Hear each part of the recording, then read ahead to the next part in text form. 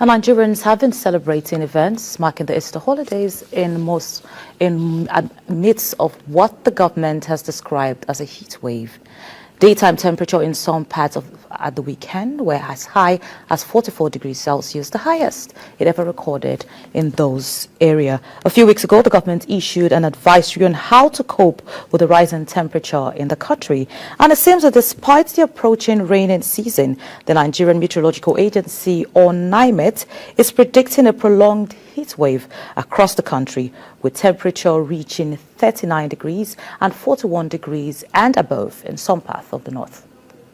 From the north of the country to the south, from the east to the west, Nigerians are battling extreme temperatures. The heat has also become a major talking point in homes and workplaces up and down the country.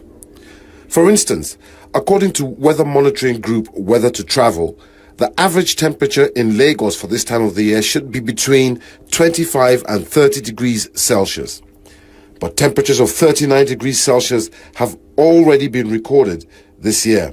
Experts have attributed the record temperatures to the negative effects of global warming and climate change, where man-made activities are affecting the environment, causing the ozone layer to deplete fast and expose the earth to direct rays from the sun.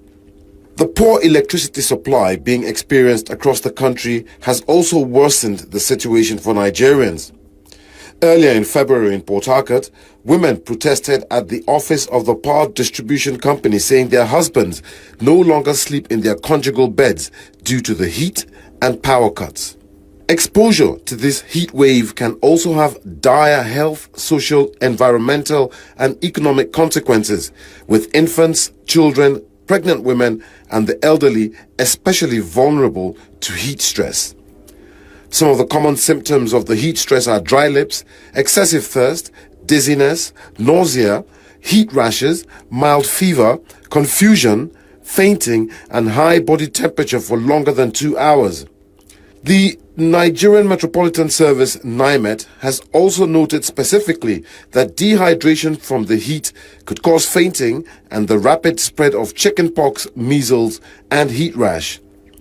On how to mitigate against the effects of the heat, the Nigerian Environment Ministry advised Nigerians to plan their outdoor activities to avoid unnecessary exposure to the heat waves and keep an emergency kit at home that contains oral rehydration salt, a thermometer, towels or clothes to wet for cooling, and handheld fans with batteries.